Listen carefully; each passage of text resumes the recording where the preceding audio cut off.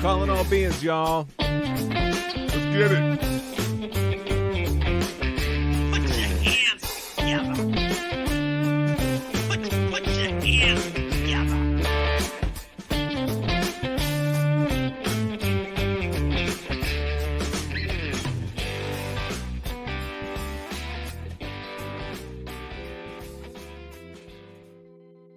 Yeah! Woo! Welcome back to Calling All Beings on a True Crime Saturday. This is Calling All Beings True Crime Unsolved. I'm your host, DJ, but guess what, baby?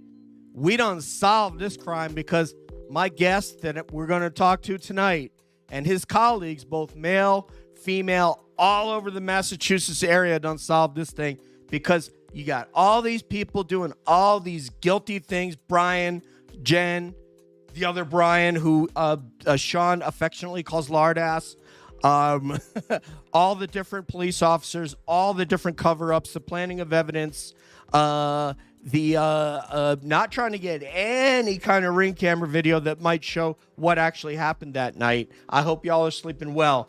But my next guest and all of his colleagues have figured out what happened, and they're about to bring it to you tonight. This man right here is a former educator, a standout wrestler, and a former head high school wrestling coach. Apparently, he booked bands for venues. So I'm going to say he must be some sort of band manager. We're about to find that out. He's a fearless. And when I say that, I want you to think Turtle Boy. I want you to think Rita Lombardi. I want you to think Nurse Kim. Fearless advocate for justice. He's a journalist. He's been extremely successful in pushing initiatives forth in his state. He is the North Shore's own. Party people, put those hands together for the host of the Young Jurks, Mike Crawford. Wow. Can I get a amen? Yeah. You're amazing. Thank you, DJ. That was wow. My wrestling brother. Do you like wrestling? Like pro wrestling? Yes. You're a Not hype pro man. wrestling, but I follow grappling, like jiu-jitsu, like submission grappling, and I wrestled, and I went to Brazil, learned jiu-jitsu there, and then have been at like 5 different jiu-jitsu academies. So you like the kind of wrestling that I actually kind of did, but yes, I was thinking more like the pro wrestling for you because you are like you could be my manager. You're like the hype man. You're the corner guy. You're like Brock Lesnar would need you or whoever. Not Brock anymore. He's done. But whoever it is that's not good at the mic, that's a big star, they could use you. I just love people, and to me, it's a blessing when someone says, I'm willing to give of my time to come on your show and talk to you.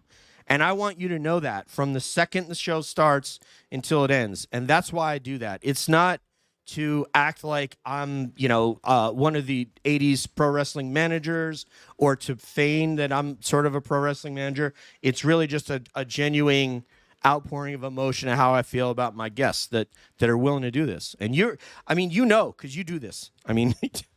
Yeah, it's hard. It's not the easiest thing to do, definitely. I think you do a good job. I just it makes me almost feel like, wow, I should be doing more for my guests to hype them up. But I don't have that style. I can't do that. I do it my way. The other thing I do, Mike, I started both these things in my 40s. I started jiu-jitsu. I was a training partner for MMA guys in the Air Force and was terrible, but it just needed somebody to coach and to get beat up by, basically. So I did that role, and then I figured BJJ was something I could get into. Simultaneously, I got into yoga, fell in love with it, and have been doing it ever since. I've been teaching for 5 or 6 years. And the key to being a yoga teacher is the same key that you use when you were a teacher, that when you were a wrestling coach, you didn't try to mimic what somebody else did. Authenticity is what it is. It's all about people saying, this is the authentic Mike, and I want to talk to that guy. I was watching you when I first started watching the trial and was like, I want to talk to that guy. I want to talk to you. And it just so happened the first guy I got a hold of was Sean. But it's authenticity, and I'm sure that that's how I connected with you as a content creator, as someone who loves music and all that. And I think that's how your guest content, how they connect with you. Yeah, I feel good about that now. I think the tough thing maybe for some creators, you might not know who you are. Like that I think what you said when as a teacher, when I was younger, Mm-hmm. when I was my first school teacher right out of college, I was not a good teacher. And it was just because I didn't even know who the hell I was. Right. I was probably a pretty good coach to a degree because the kids wanted me to be there more. But like to be a school teacher, you have to Very difficult. really engage those kids. And I don't think I had it back then. Like now I feel at a certain age where I feel like I know who I am. So it's easy for me just to be me. You know what I mean? So I think sometimes younger people just need to let things happen. And I look at all the ups and downs, all the jobs and free things I did. Like, thank God I did all those things. Like you talked about the shows, I probably did 100 shows. I'd say half of those were benefits. Like none of that was none of that. I basically started managing a band, a local band. I worked at Fidelity. The kid I was in a class with was in a band.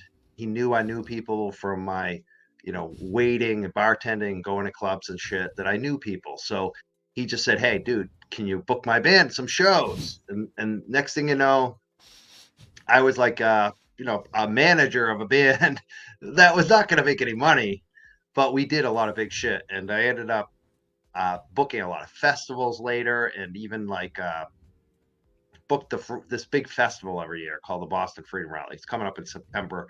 It's the Hemp Fest. It's the biggest hemp fest on the East Coast. And during its like peak years, really when it busted out, I booked for like 10 years, like all their bands and did all their fundraising. And so that's really where I never made any money at it, and a lot of people were like, "Why are you spending all this time on this cause?" And it was good for me. It was like it's like a real college. Like I went to college, Bridgewater State. I think I got more of a college education doing that 10 years of advocacy, booking bands, speaking to the press. I did tons of interviews for Mask, and I met a lot of politicians. I brought like basically music and politics together for cannabis. Basically, that was like my role, and I learned so much. So I think for people, if you're wondering if you're chasing a passion and it's not like earning money, don't worry about that. That's right. Just chase that passion. You don't know where it's going to go. If you're excited about something, chase it, do it. Like, follow your activism, your art, whatever it is, do that thing. You still, earn a living, but still, do that. Cause I thank God I did all that stuff. It gave me such a kind of wide breadth of experience and education and the network and knowing how things work, especially. And I think I think we shouldn't undervalue your formal education either, because there are, as you say, there's so many things you can learn in life just by being around different groups of people and assessing what's happened and seeing what you did well, where you made mistakes. But also, I tell people when I retired from the Air Force, I retired as a master sergeant, and all I had was an associate's. And I had a supervisor when I was a contractor, government contractor. He's like, "You don't have a degree?" I was like, "No, I have an associate." He goes, "Man, go take a class. Just go take a class and just take one. And if you need time at work to do it, and we got time, well, that kind of thing." Well, the next couple of high-profile jobs I would not have got without that. So there are multiple types of education you can get, but and I want to tell people in the chat, I want to say hello to all y'all. Welcome everybody.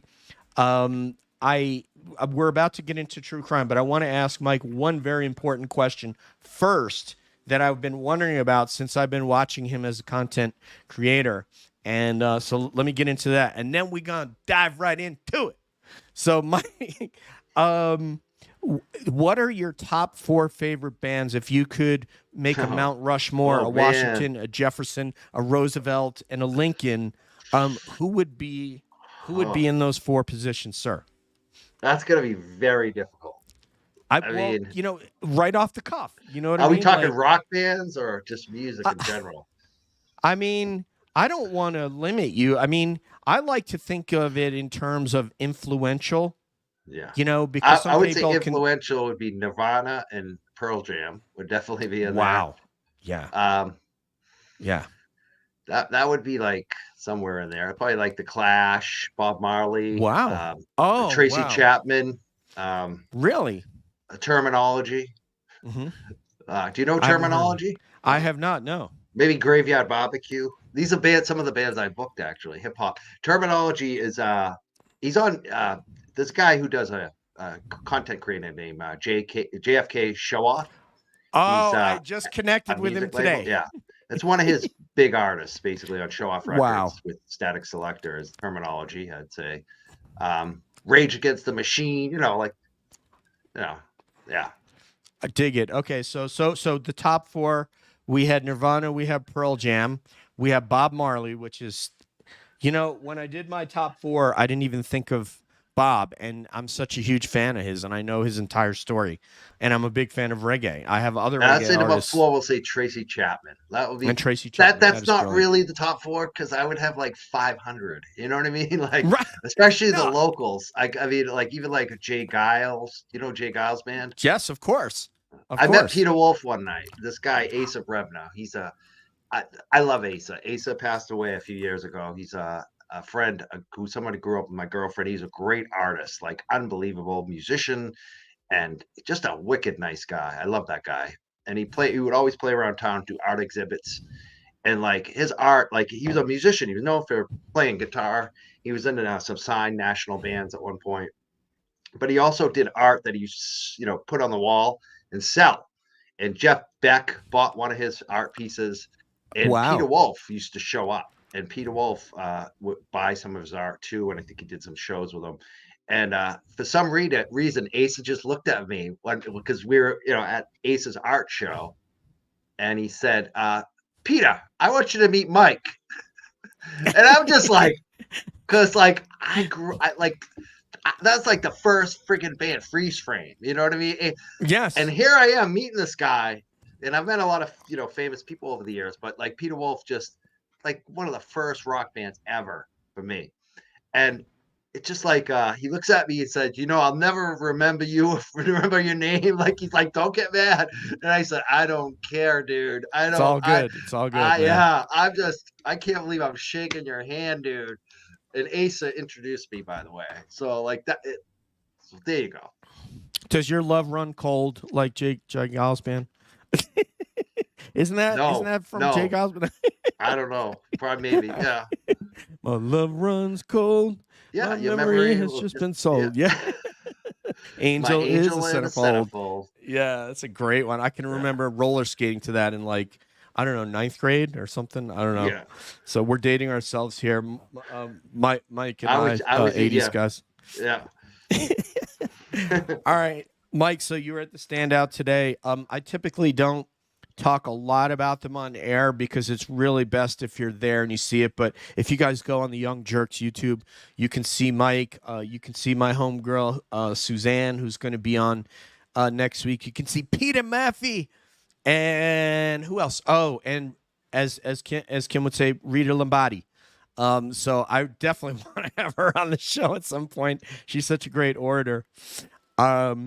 But Mike, where is your focus right now? Because you're tracking at least 2 cases right now. We've just had an arrest in Matthew Farwell in the one. And in Karen Reed, it seems to be there's so many different little nuggets that people are bringing out that they're just going back over the trial and finding little inconsistencies and incongruities in what people said. So where's your focus right now? Definitely those 2. And then the third one is Turtle Boy, because that's a trial too. And just the local stuff that's going on. I mean, for me, I've always been in the local politics and local activism. I always felt like, with my show and just my activism over the years, it's always been like, let's do something local, fix things locally, and then people will see it and want to do it nationally, like the cannabis thing. Like Massachusetts was the first one on the East Coast basically to legalize, So as soon as that happened, it was like a domino. And so I feel like the same thing with what we do now is we're looking at Canton, we're looking at the Mass State Police, we're looking at Morrissey, we're looking at the governor, and we're looking at corruption, even going back to a state senator named Brian Joyce. There's a lot of different Wow. threads here. And it's Yes. even tough for me to even like keep up with what Sean says, because Sean, we don't know, like Fine. Sean is the wild card. He's got so much going on, and a lot of it is gonna pan out. So but it's hard to know like what to even, so there's so much to kind of keep up with. I feel like, for me, this week I said I was going to take a break and go on vacation, and I didn't. I ended up doing another show with Better after I said that, and Yeah. I did the standout today in Canton, and I'm doing your show tonight. But for me, I'm almost saying I'm going to try to slow down, but there's still a lot to focus on. So I mean, it's just never ending. And the thing about the corruption, like you talked about the colleagues earlier solve the case. I feel like that on this. Like for me, I've been covering this. I'm like an OG on it almost. I've been covering it for like a year and a half, maybe a little less than that. But I wasn't like the first one. It's obviously Turtle Boy has broken, I think, the most on this story by far.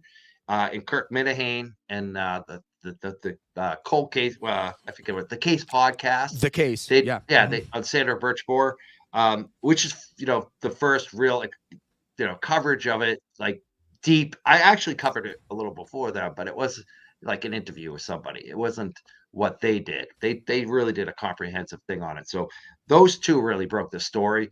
There are other stories I've covered, like the death of Lord McMurray, where I was the one who broke it open, and there's stuff happening even this week that people are taking credit for of my coverage. Like someone got fired at the Cannabis Control Commission because of me, basically, because I exposed them. I stopped even covering that stuff because I am so like stuff that I actually was the main lead on, because I know it's kind of over. It's like, let the government, and let other people take credit for it. That's fine.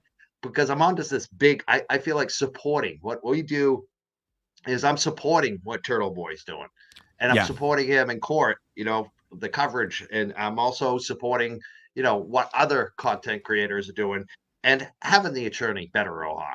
Like, it's amazing. He's so giving of his time, a guy that owns a huge law firm. So for me, it's like I just play my part on this, and I feel like it's perfect. Like I don't have like I've been the lead on some stories, and it's not easy.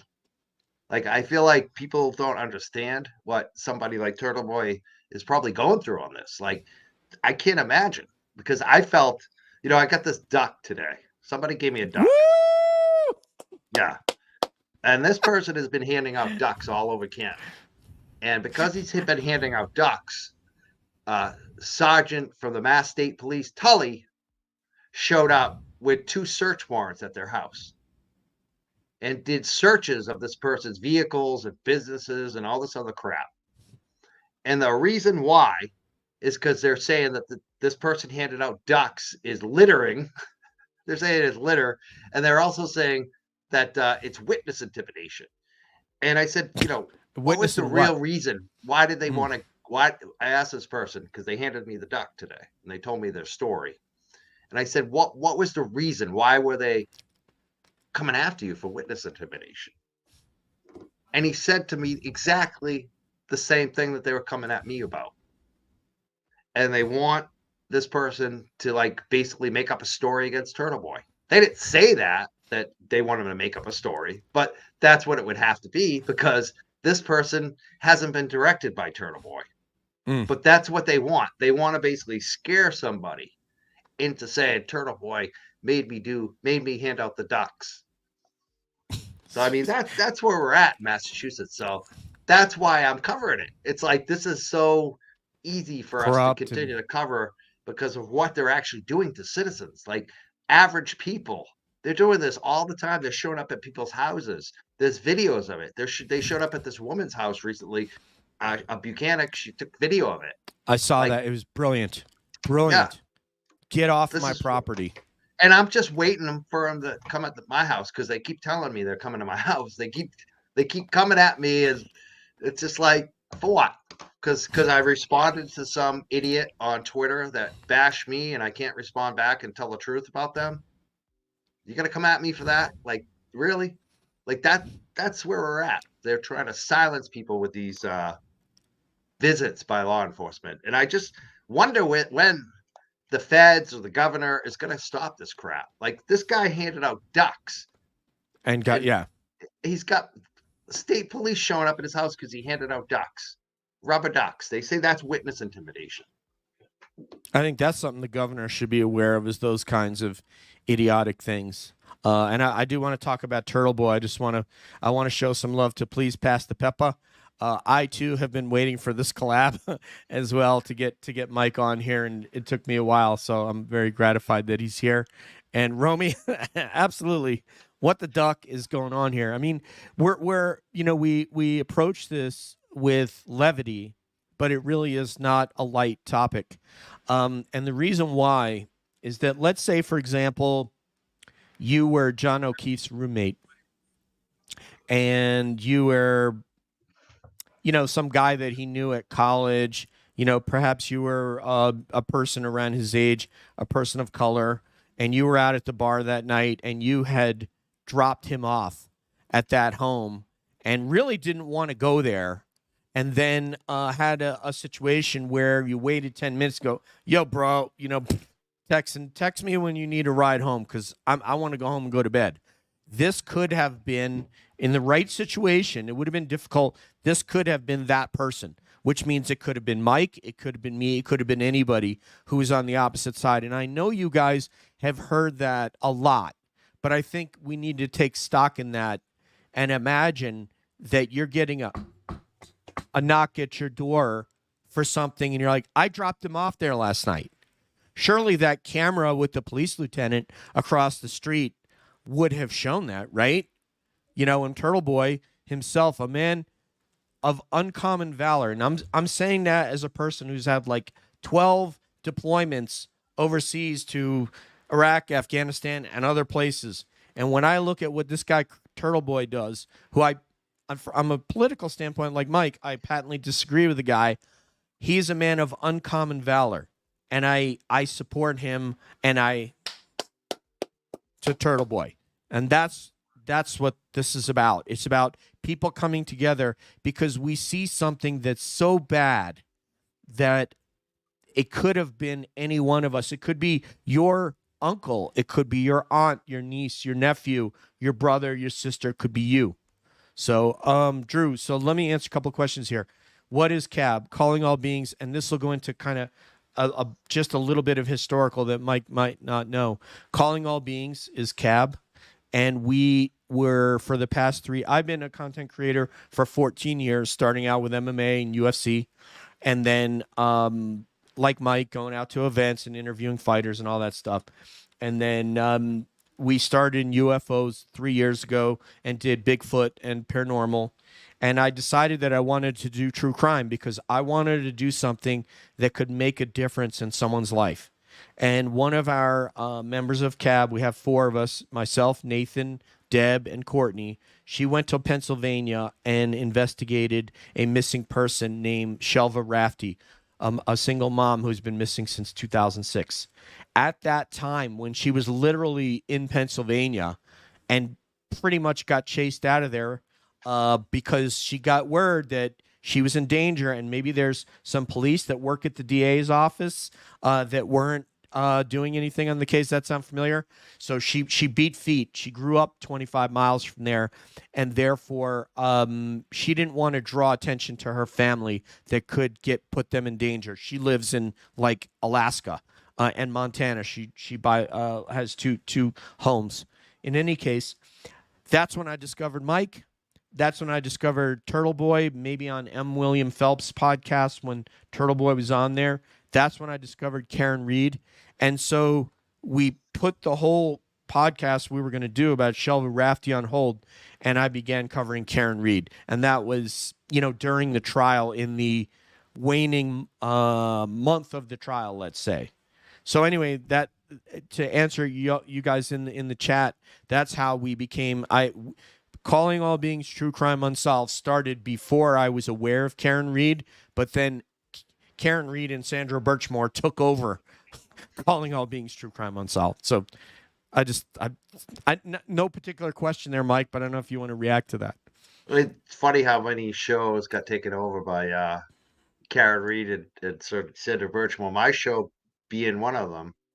I mean, it gave me something to cover. I mean, for me, after Lorna McMurray, I covered it for so long, it just drove it to the ground. I was going crazy because things weren't happening quick enough, and it was like a mental thank you. Give me this Karen Reed. Like, but now it's just like the same thing. It's like how long are we going to go on with this?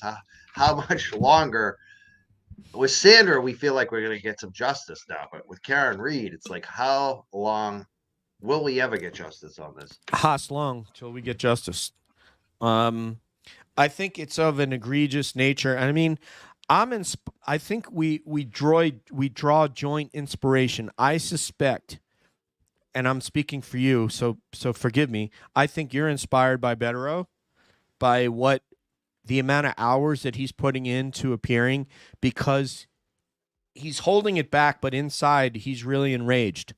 You know, I don't know if this is because I went to college in Massachusetts, and I went to Dean College. A lot of people know that.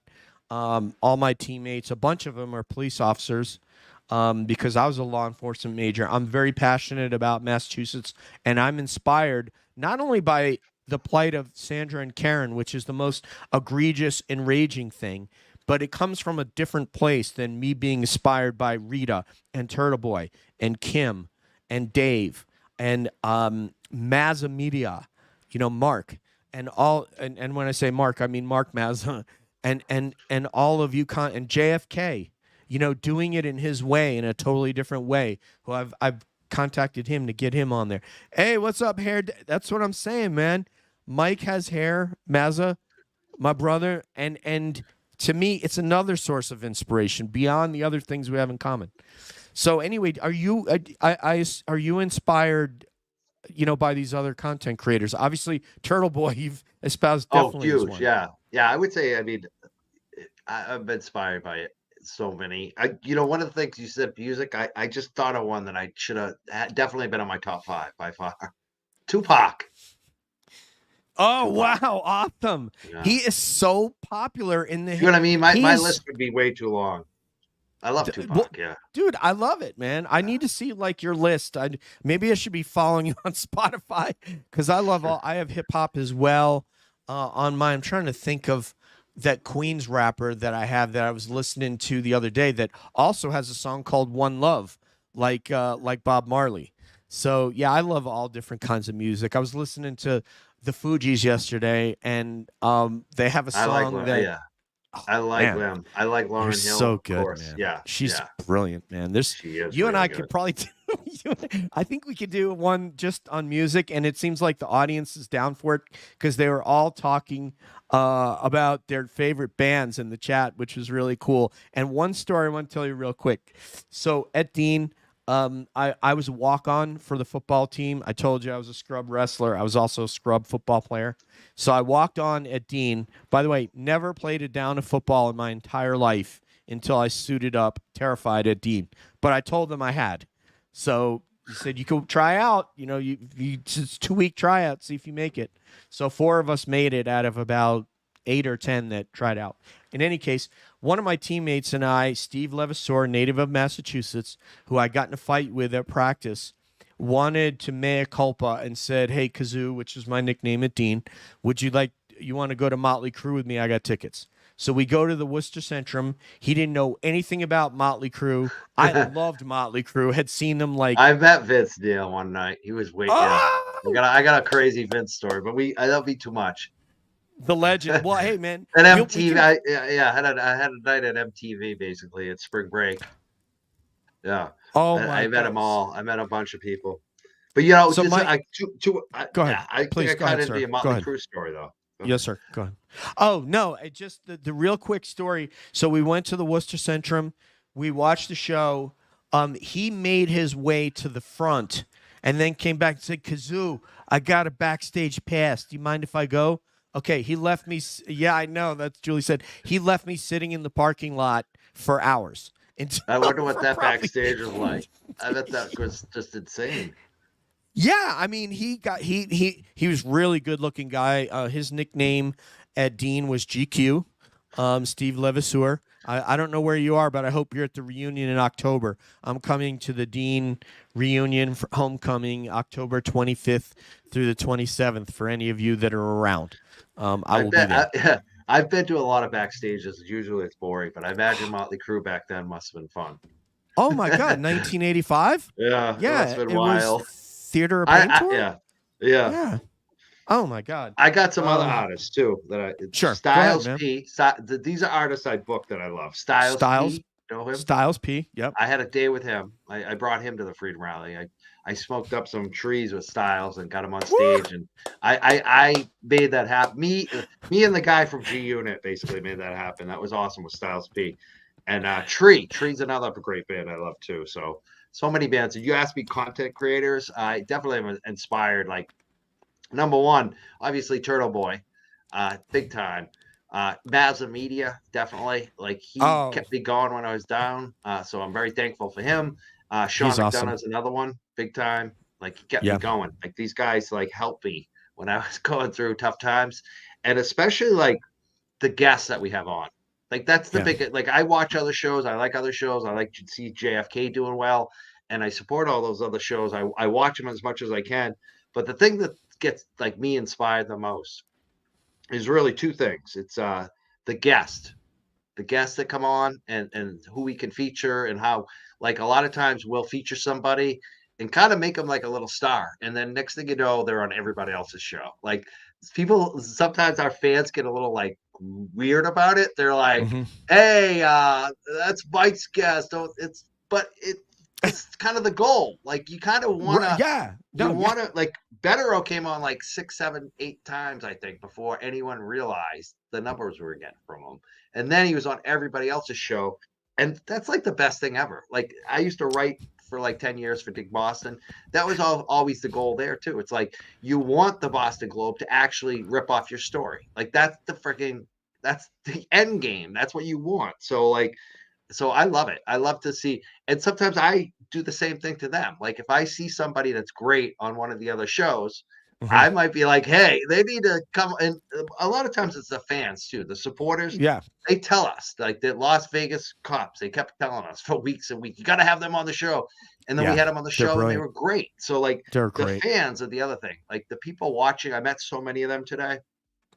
They are great. Like they even today they were telling me stuff I covered a month or 2 months ago. They were like, you got to get back into that Brian Joyce stuff. You're right. Like these local Canton people, that's where I really the locals. I love meeting and hearing from all the locals that are watching and supporting and giving information and giving advice, giving information and financial support to us too. Like everything that they do and it's so great to hear about them, talk to them in my chat. I love doing that, but it's also great like today where we got to talk to a bunch of them. Mazza and I and a bunch of other people. Rita, Peter Murphy was there. It was a great day today. I wish I was there. I hope to get to see some of you when I come for the Dean reunion if I'm so lucky. Um, yeah, I was gonna say is that you've been doing this. Well, first of all, I want to say I blocked one person. So you mods out there, if you see anybody talk crap about my guest Mike Crawford, they immediately are banned. I don't. There's no second Well, chances. what's going So on? I don't I mind. don't know.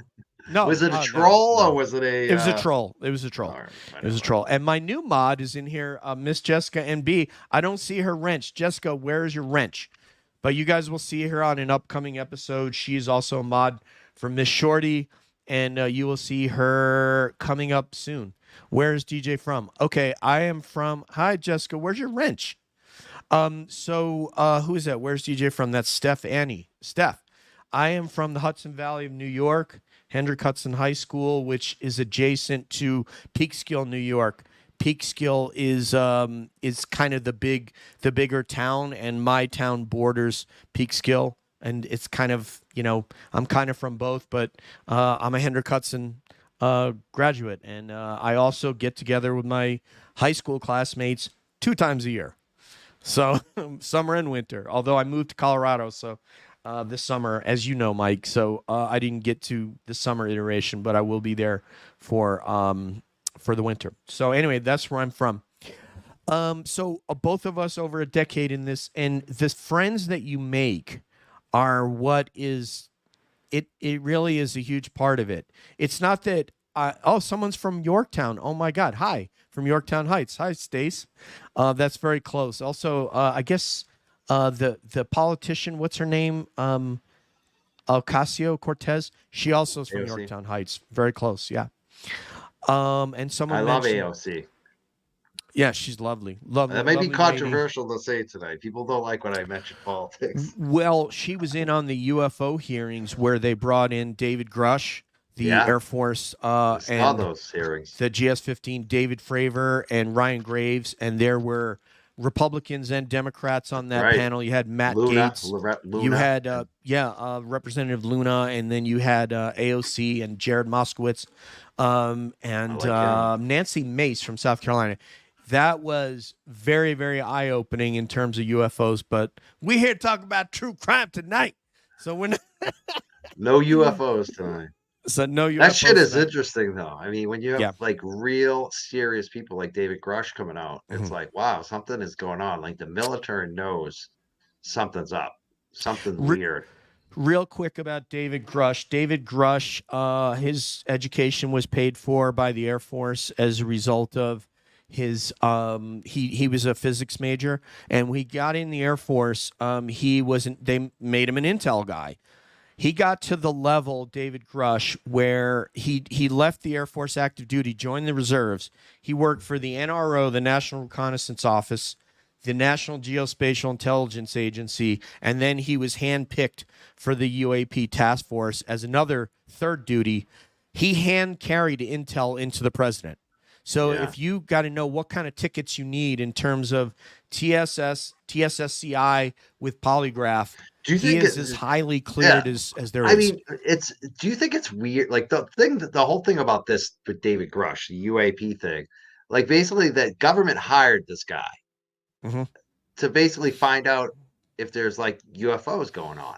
And he basically came back and said, yeah, there's some secret shit that's being covered up. And he like told the truth, but like, nobody's talking about it. Like the only one that I saw talking about it is News Nation. Like you don't see it on. Like you would think this would be like part of the election right now. Like basically, like the top government guy that they hired to look into UFOs has come out and said something's up. The government's covering it up with this private, contractors, and we know that something's going on. They have all this shit, but it's not on the news. Like nobody, even our show. Like I would probably be talking about this much more if we weren't doing the Karen Reed, actually, because I find it fascinating, actually, that there's no coverage. You don't see anyone covering it.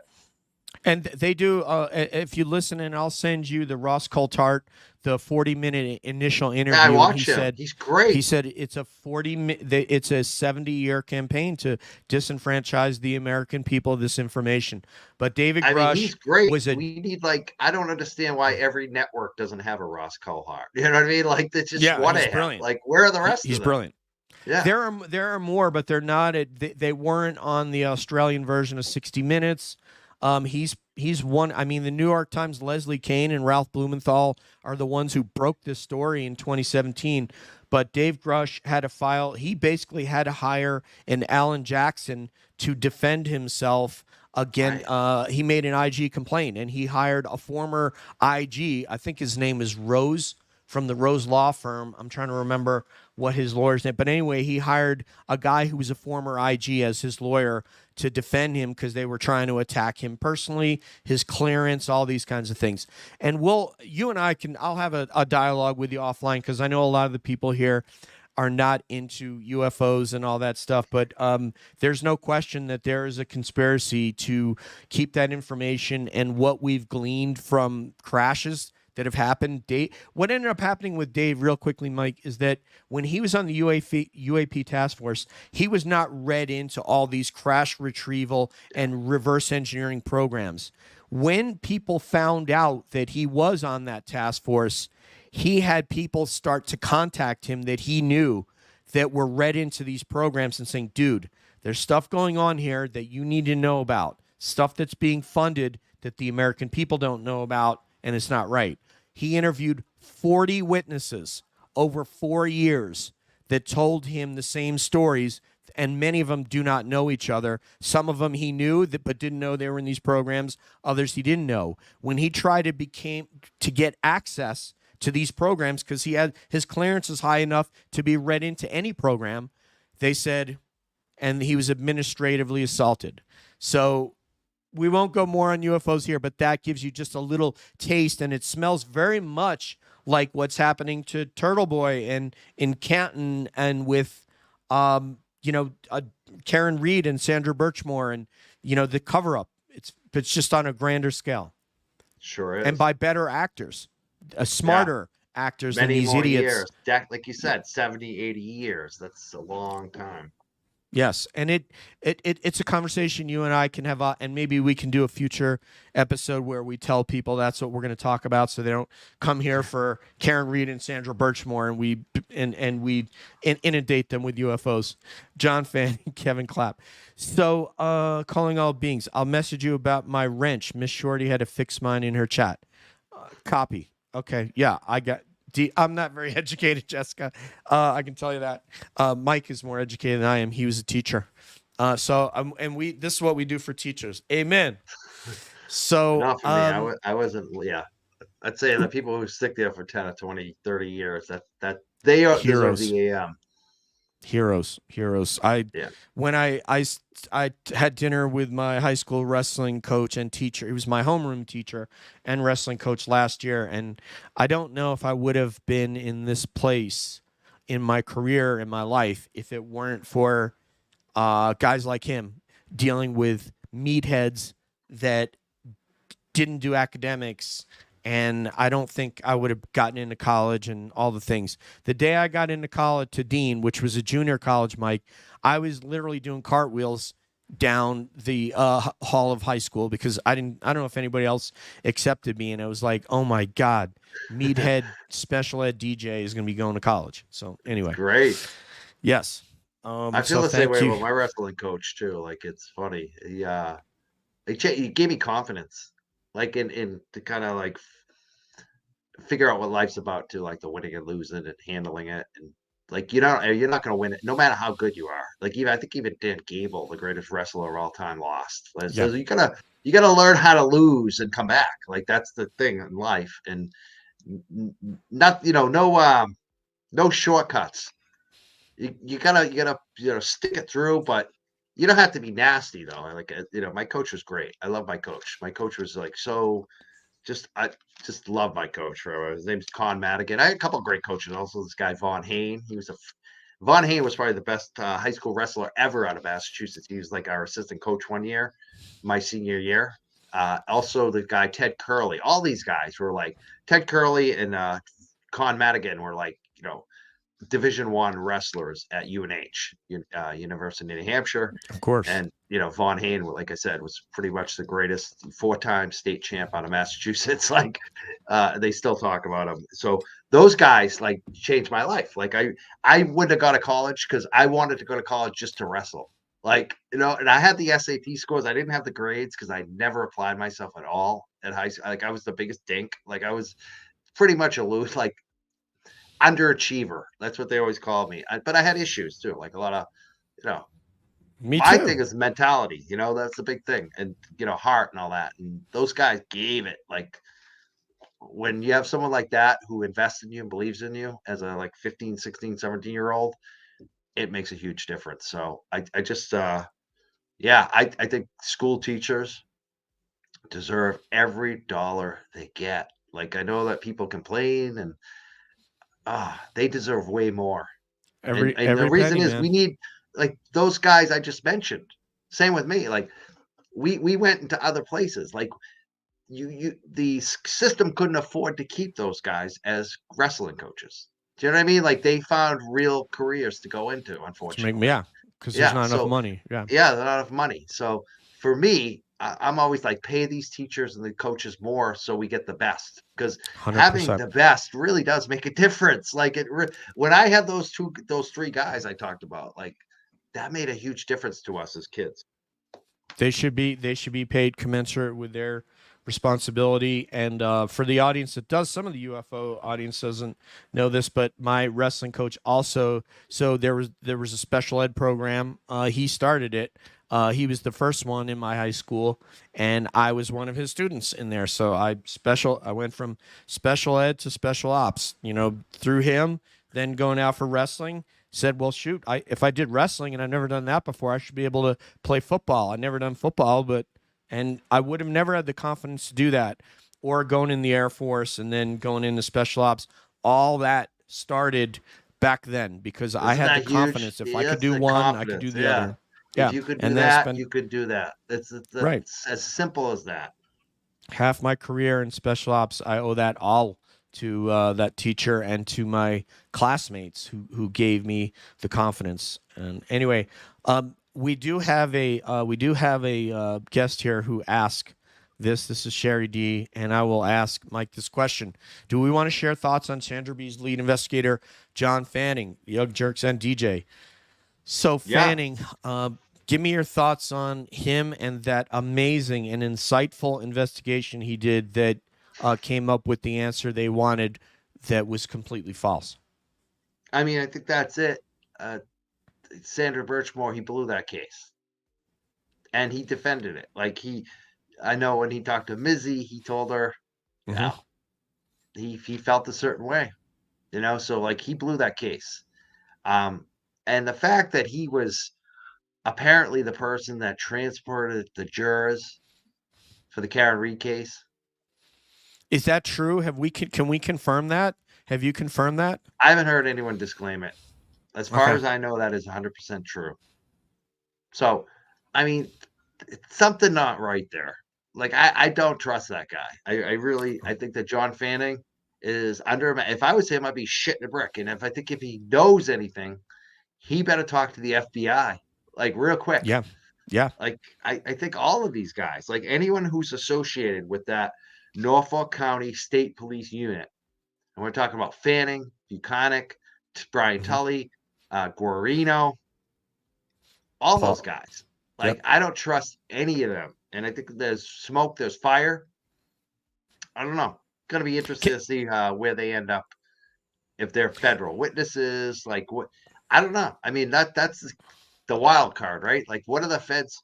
Are they going to use these state police guys? I don't know. I don't know how that works. I don't know if they're going to bring them in and have them as witnesses, or if the feds are going to be going after them. I don't know. This is going to be interesting to see how far do the feds go. I've said the same thing about to Jen McCobb, who's someone in the chat named one time. She spelled the CABRE, McCobb, and I said, go in, be the first one in. Don't get arrested in a parking lot with one of your children like Matt Farwell. Go in, tell them what you know, get a reduced sentence, because if they come to you and you don't go to them, then the deal you get, as Sean said, you're not going to get the same deal. He talked about how somebody held back, the FBI figured they held back 5%. They threw the book at that person. They got 23 years. There was a debate back and forth. What are we going to do? And this guy's like, nah, I mean, he held back, and we told him, are you holding anything back? Is this 100%? Oh, here's the person. Jen, I love it. And we're going to get to you, Cat Lady, here. Thank you for the blessings. Every one of you, thank you for the blessings. This is the first year that CAB is going to pay for itself, because we have funded it up to now. Here's somebody right here. Somebody...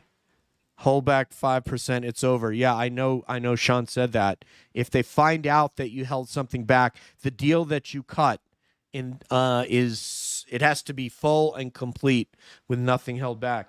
I wanted to ask you about this, Mike, because this is something that's been bothering me since that trial. And it had to do with the extraction of the data from Jen's vehicle. And Kim this week, Nurse Kim, whom we all love here, was talking about the key cycles. And it was either Trooper Paul or Guarino that extracted the data. Can you clue me in which one it was? Was it Trooper Guarino that extracted data? So It was Guarino. I'm sorry. Yeah, the brilliant accident reconstructionist, Trooper Paul, wasn't him. But anyway, what he said there was one portion of data when the defense attorneys asked him if he could get it. And this goes back to trust you were talking about a minute ago. He said, if we would have done X, we would have ruined the motherboard on the computer. And immediately, I didn't trust that. Immediately, I said, if you didn't go after that data, it's because you supposed it would reveal something that would be exculpatory for Karen Reed. Oh, yeah. Guarino. Can you talk about that? Yeah, Guarino and Proctor played those games, definitely. Like even with the iPhone, I believe at one point they left out data for the iPhone, like with Jen McCabe's phone, I believe it was.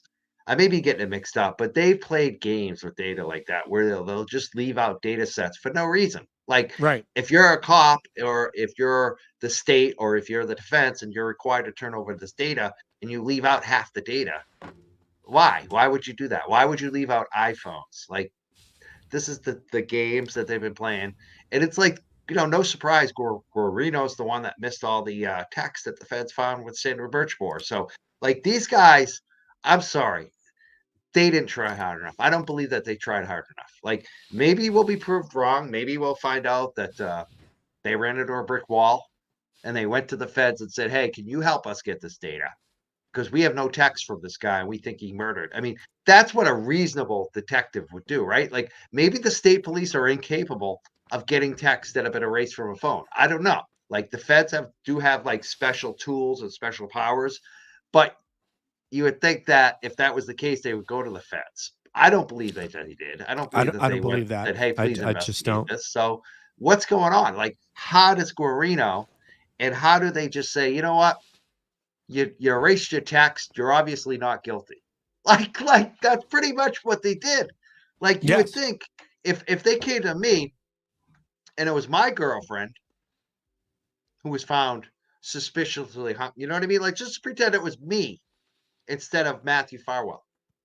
If that had been me and it had been my girlfriend and I was married, so I was cheating, which makes even more obviously a conflict there in your life. And I said, here's my phone, but all my text messages are erased. They would have said, oh, okay. They wouldn't have done that. No, So what are the feds investigating? So I think it's much more than Matthew Farwell. And we had Todd McGee on. I don't know if you heard that interview. He's a former state police guy. You've had him on multiple times, right? Yeah. Yes, and I've heard. Like one of the first times with Better Out, he said something like to the effect, like he felt like that the suspension of Proctor was more than just the text messages that we've seen. Like, and he's not saying this with any inside information on what's going on. He doesn't know, but he's just speculating based on his institutional instinct on what he knows how things operate and the way that they're acting. He feels like there's a lot more to this.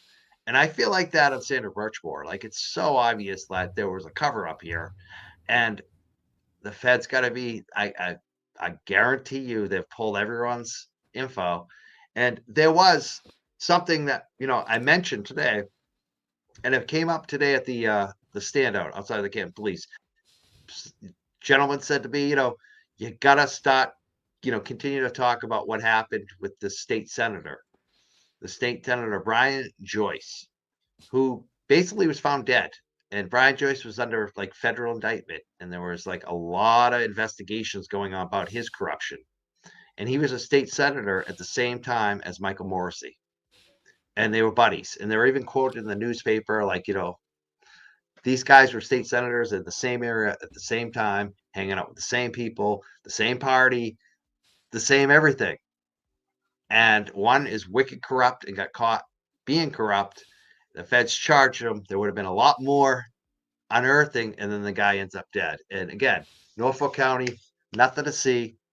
There was another woman who was a young lady who was underage sex, essayed by a rich developer that basically did the marina there, where everyone, he's one of the richest developers in Quincy.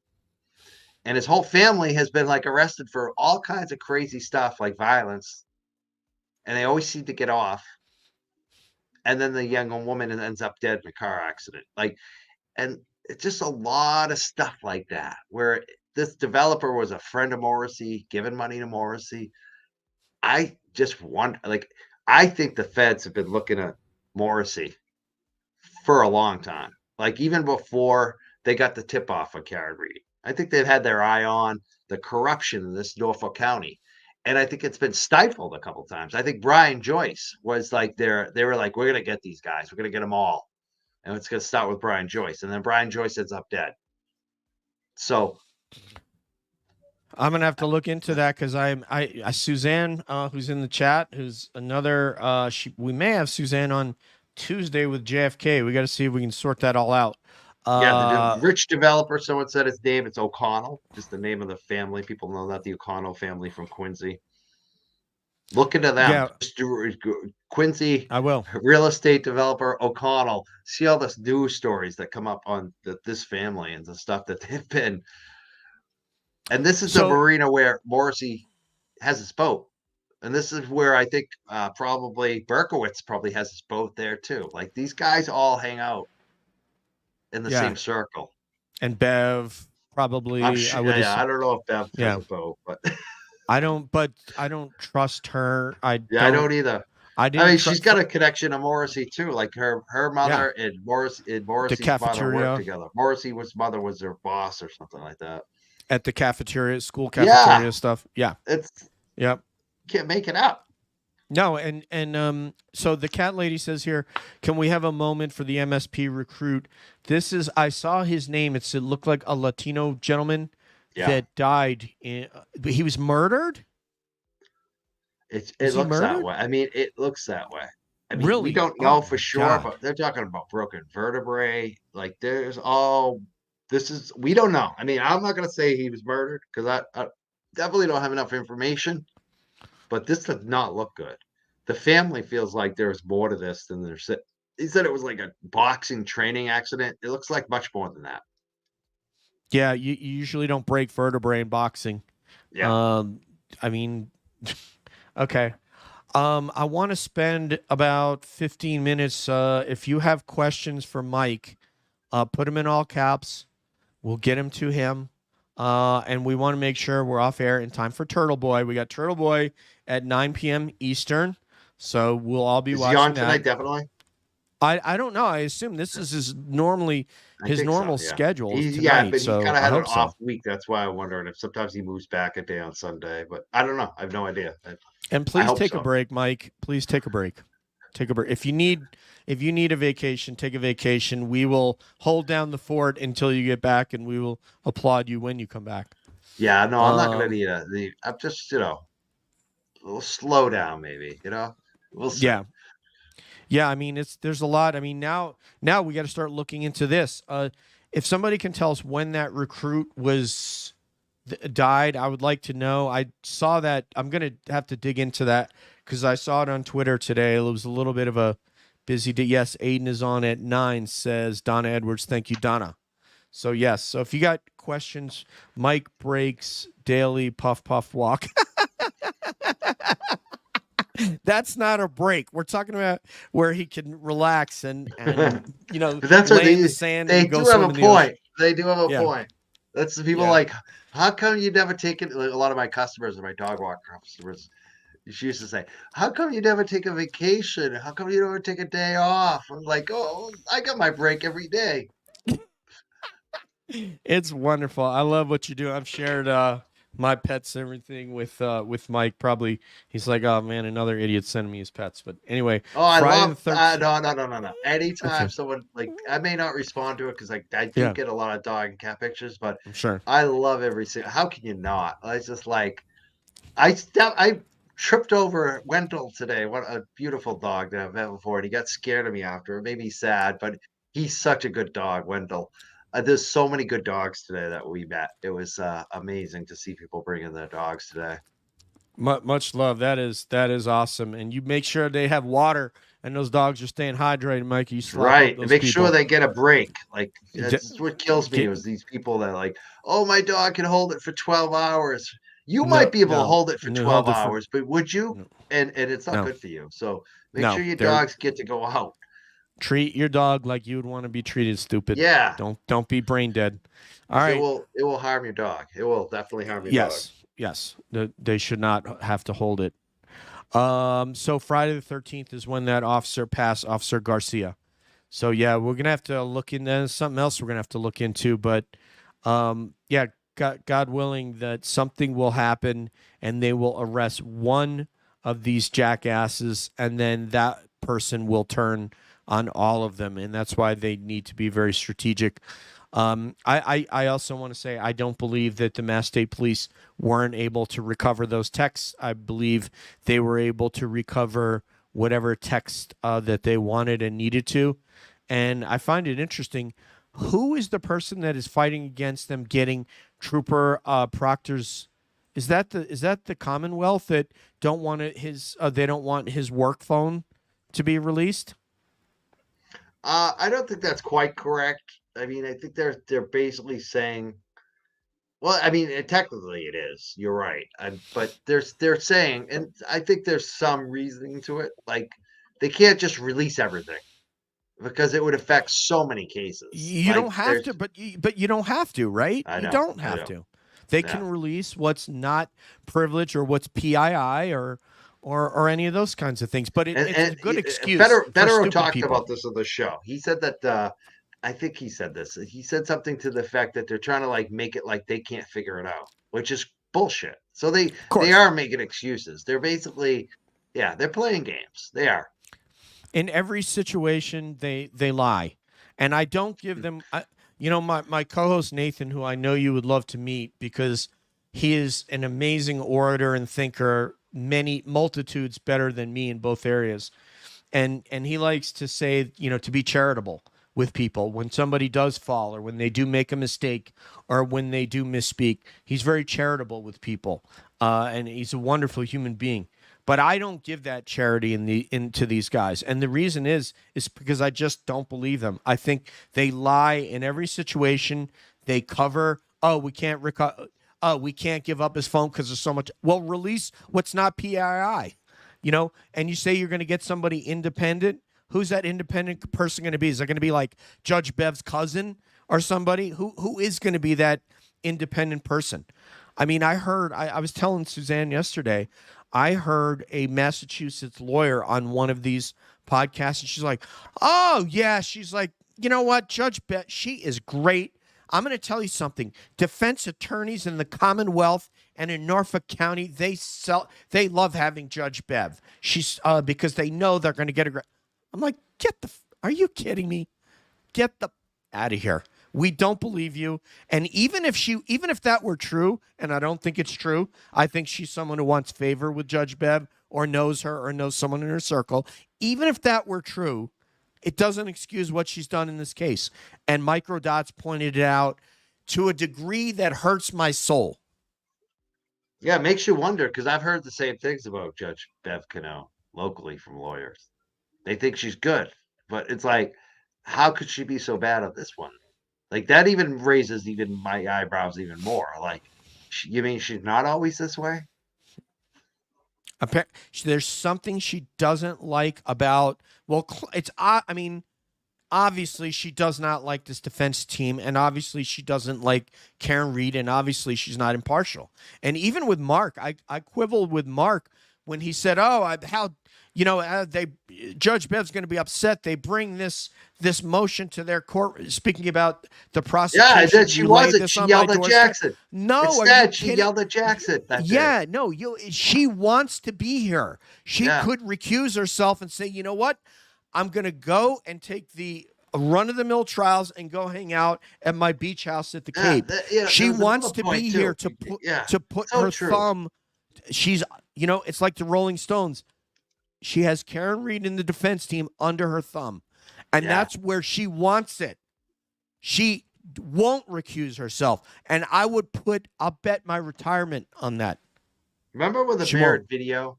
Bettero was like, Bev, Judge Cano should like read them the riot act the next morning. The prosecution about the Merritt video. We expected it because Bettero is usually right. Bettero is usually right. He's like predicted a lot of things on our show. And he said, Judge Canone should read the riot act to the prosecution and rip Lally a new a-hole and ask all kinds of questions about how this mirrored video was submitted. Did you know? How could you do this? And instead, what did she do? She yelled at Alan Jackson again. Like she didn't give Lally any shit about the mirrored video. So I mean, I asked Mark, that's how could he? There is something up with her. I don't know. There's no question. I asked Mark if he could make. I said, Mark, could you go before the court and make an argument for a Brady violation? And he said, no question. This is what. This is. I mean, this and some of these other. This is how Alec Baldwin got off. Yeah. In New Mexico.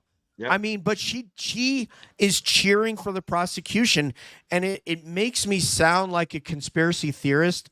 And I don't like conspiracy theorists. I shouldn't say that. I don't engage in conspiracy theories. And when someone is a conspiracy theorist to the degree that everything they hear is a conspiracy, I'm like, you're not an objective person. And if you're in that rabbit hole, you will always be there. But that is exactly what we have here. Yeah. That is, facts matter. I mean, I know people who, let's just say like a family of a judge. Let's just say that, right? Someone I know who, was like, watching this whole thing and said, oh, the judge is fine. The judge is fine. Judges do the right thing. You know what I mean? Like that mindset, because that's what they know. Yeah. End of the trial, they said something's wrong with this judge. No question. Like that's someone that's like very pro judge, like just because of their family member. You know what I mean? Like even they saw it. Like there's something not right with Bev Canone. Yeah, she for whatever reason is leaning to the prosecution, and I just don't understand why. But let me get to the cat lady. Thank you very much for another blessing, Miss Cat Lady. I think you and I have also talked on Twitter. So it's at Enrique Delgado Garcia. He had severe brain trauma, teeth knocked out, broken vertebrae. And this happened yesterday. Friday. I mean, what is going on here, man?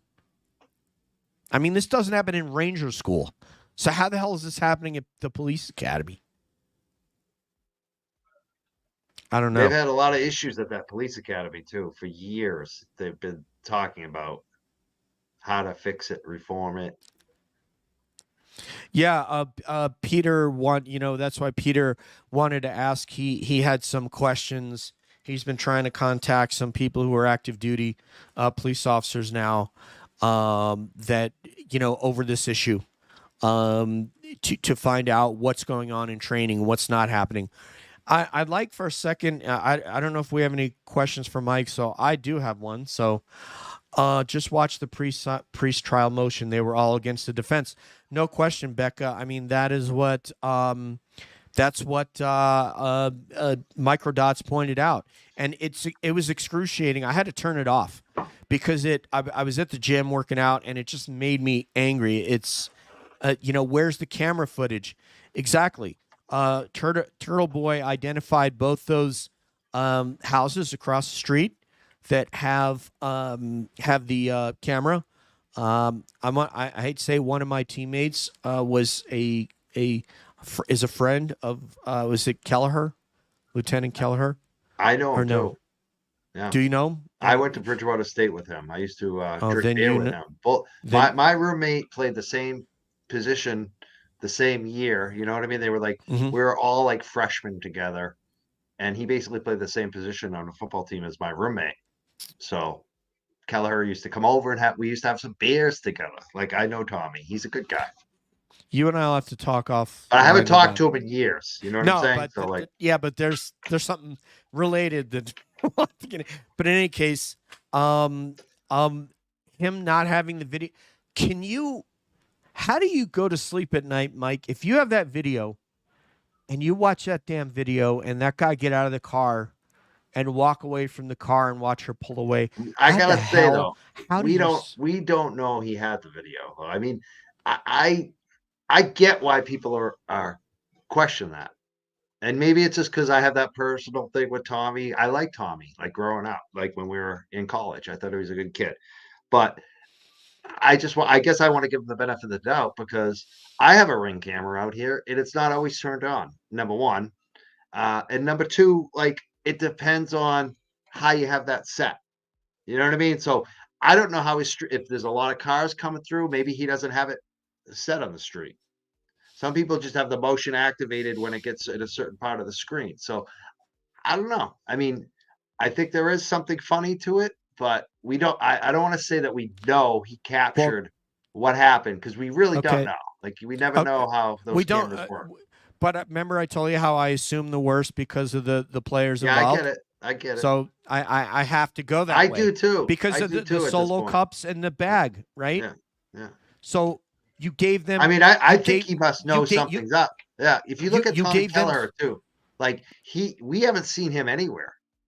Like he's like Brian, like out of all the Rafferty's kind of disappeared now too, but like out of all of them, like the ones we haven't seen, like Turtle Boy talks about, is Brian Albert disappeared the most, and you got Tommy Kelleher, and then you got the other police chief Wiggum there, where the guy who retired, the former police chief. Like they've all kind of like they're ghosts.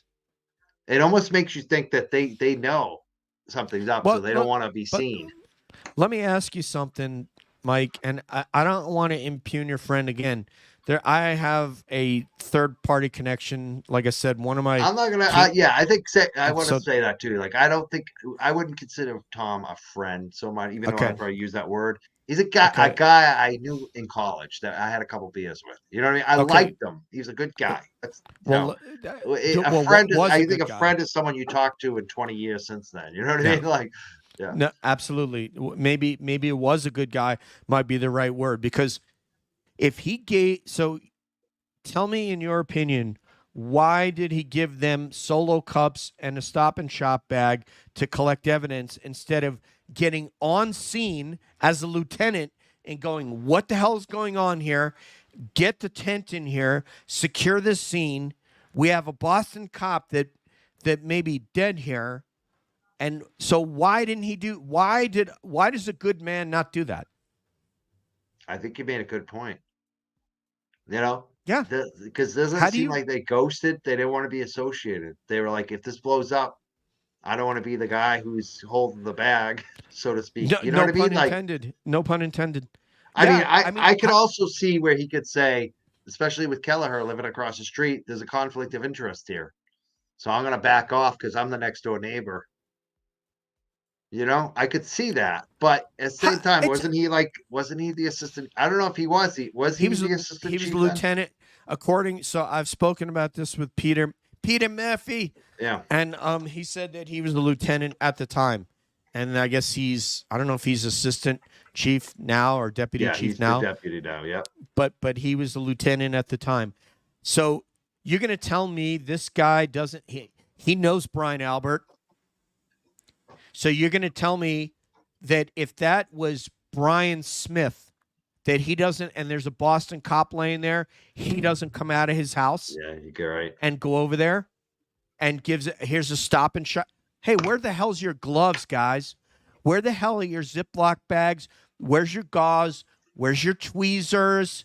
Where's the tent? Where's the space heater so we can melt the snow instead of a backpack? Or just about like, don't touch anything. Let's get the state police here immediately. Well, until he passed, it wasn't their case. It wasn't their case, according to until he died. It wasn't there. But so those things didn't happen. Doesn't that seem weird though? You get a Boston police officer near death, and you're not going to call the state police until he's dead. Like that just. I'm sure they did. I mean, I'm sure Brian Higgins was aware of any and all calls that were made. Oh, I went back to move my car at Canton Police Department. Dude, do you think we're stupid? You think you get done drinking after a night of drinking with the boys and you're going to go to work? Who the hell does that? Who stays there? We've all figured out by the why way, he probably went back there, right? You know why he went back there? so he could see what was going on. Listen to the well, he has the scanner, but just see what the scuttlebutt was You that talk wasn't to on the people in the radio. hallway. You hear a lot when you're there. Yeah, and it's like, Mike, if you and I are partying one night and we go out and we have some wings and beers and maybe even there's an after party and I leave, I'm not then calling you 2 hours later at 2:30 in the morning to call you. I'm not calling you again. We'll talk if we got to talk about it'll be the next day, man, that was fun. They can't explain why that happened. That's why he had the butt dial. The butt dial that was called and the butt dial the whole thing. And you don't think this guy has a camera trained on Brian Albert's house and what kind of shenanigans and chicanery's gone over there? Of course he had video. And he has no excuse for not exiting his house, because if it was Brian Smith, he would have came out of his house. He probably would have put a vest, a police vest or jacket and hung his badge around his neck. And he would have went and knocked on that damn door and said, what happened here? Yeah. And because when you listen to the Vegas cops that came on with you and that were on with Sean, they were like, we would get in no matter what. We'd find a way to get in there. Well, they cited a law that could have let them at least look around. And they would have been asking, and they would have gotten in. They find a way in. So now you know why I don't trust these people? That's why I don't trust them. Is because nobody did the right thing. And it all started, where would we be, Mike, if this happened, if there was a fight in the basement of this guy's house with whomever, and I don't know, and I don't want to say I don't care, but it's immaterial who John got in a fight with. Why don't you just call 911? Call 911, have the ambulance come, put pressure on the guy's wound with a towel and a Stop and Shop bag or something, and the guy lives, and then you go to work and you call the we talked about this. You call the duty desk at the Boston BPD. You tell them what happened, and then you go and you beg for mercy the next day. And what happens? You're reprimanded, right? And then there's some sort of an inquiry, but you're not fired. Obviously, you're not going to be fired. And John O'Keefe maybe files a complaint, but the union gets a hold of him, and he's pissed, and they never talk again, and he recovers, and he goes back to work. But instead, he couldn't call 911. Why didn't he call 911 when the injury happened, regardless of who hit the guy and how? A fight got out of hand. There's a bunch of drunk people, and a fight got out of hand. Why didn't he call 911? I think there's a pattern here of people getting away with stuff. So I think that's why they don't call 911. They're just used to fixing things and getting away with things. And I think that if it hadn't been for Turtle Boy and these attorneys and everyone else, they probably would have gotten away with it, like they always get away with it. So that's what I think, that they know how to work the system. And I think that's pretty clear at this point, because we watch them do that over and over again. They are operators. They know how the system works. They know who to call. They know where all the bodies are buried. They know who's done what for who. Yeah, I mean, in the mindset. So now I want to place you into CPD right now. What is it? If you know from the hallways, that something's happened, and this woman didn't do it, and you may be aware that Officer Barrow said that there was a cracked taillight with a piece that fell down inside, and that having watched the trial, which everybody saw, that they smashed the hell out of that taillight. How do you justify that in your mind? Maybe you don't. Mindset? I know that there was at least, Sean had talked about this in the bad. There was somebody apparently that left Canton Police shortly after. So maybe you find another job with a different police department, and then you go talk to the feds. I mean, who knows, right? I mean, The Fed spent this. One of the things that was shocking, a couple things that were shocking to me recently, that we found out the Fed spent $500,000 on ARCA. That's a big investment, even for the FBI. Like that A lot of money. shows, Yeah. yeah, that they obviously didn't trust what was going on, that they were willing to spend $500,000,000 to find out what actually is going on. So they obviously don't trust the DA's office and Canton Police. And just like this week with Kevin Albert getting his job back. Yeah. You know, I got to think if No you're shame. Michael Proctor right now, who isn't going to get his job back, you got to be thinking about talking too, because they're not. Michael Proctor's getting screwed. He's done.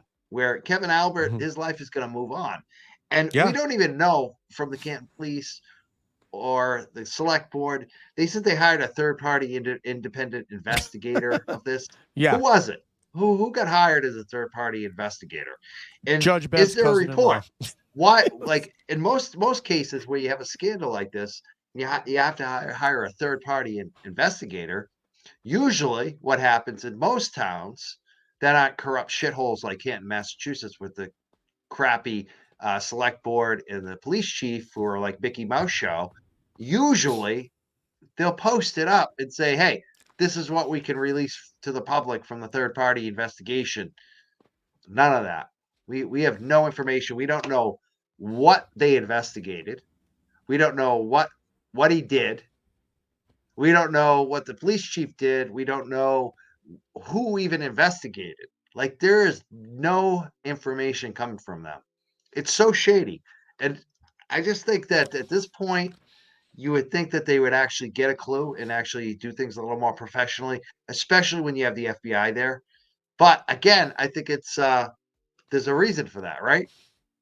They're still in Yeah. cover-up mode. It's like Watergate. It's like we can't talk because we're afraid you'll find out what we did. So we can't even release basic information. Yeah.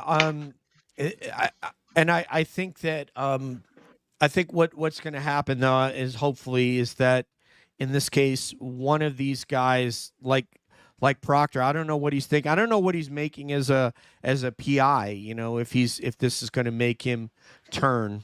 I want to make sure I star this for your thing. But yeah, if you want to get at Mike Crawford and make a donation to his efforts, which go farther and wider and deeper and have gone on for a longer period of time, then you can see Cash App. It is Mike Crawford D1. And then Venmo, it is Mike Crawford TYJ. And we'll at the end, Julie's got your information that I can put up on the screen. Plus, all the show notes for this podcast will have everything that Mike has on his LinkedIn. So let me get that out there right now.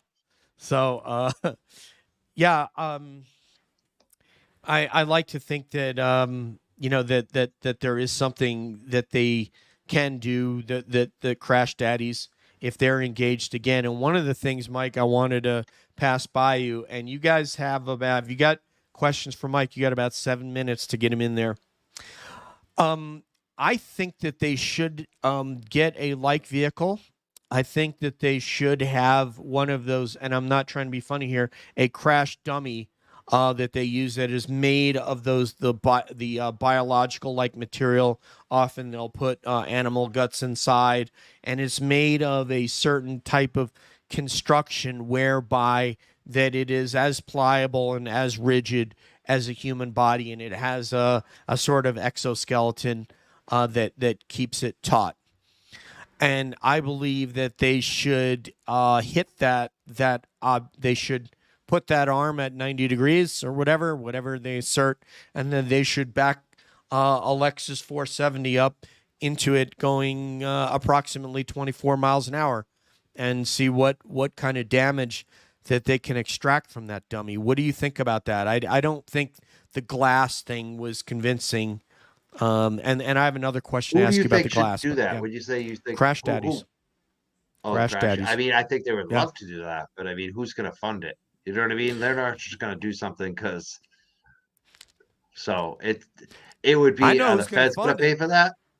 The FBI. Yeah. come to praise his I mean, name. if the FBI, I would love to see the FBI do that, but I don't think they have an interest in it. Like I think that their priorities are different. I think it's about gathering evidence for them through testimony and other, electronics and building a case. And I don't know if that's going to help their case. Like I don't know.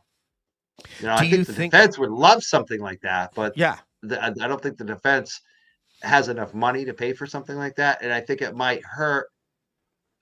The best thing about ARCA, beyond how awesome they are, like how yeah, they're the best at what they do, yeah. is that the defense didn't pay for them.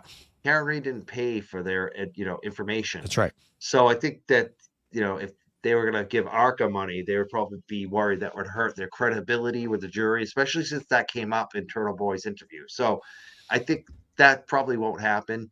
But I think if the defense can afford something like that, to hire maybe another third Third party. Yeah. accident reconstruction group that's just as good as ARCA, I think that they probably would do that. But I don't know how much that costs.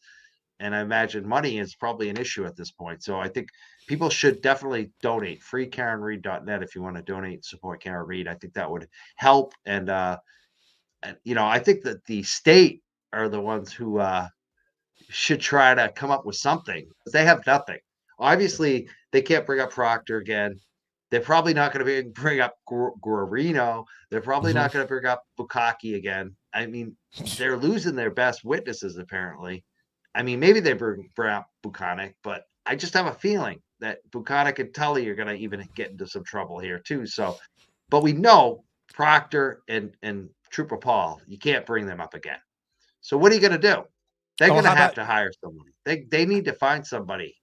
Mike, how can you bring Guarino when he supposedly missed, but he didn't miss the 30,000 texts? I know he. I know he actually.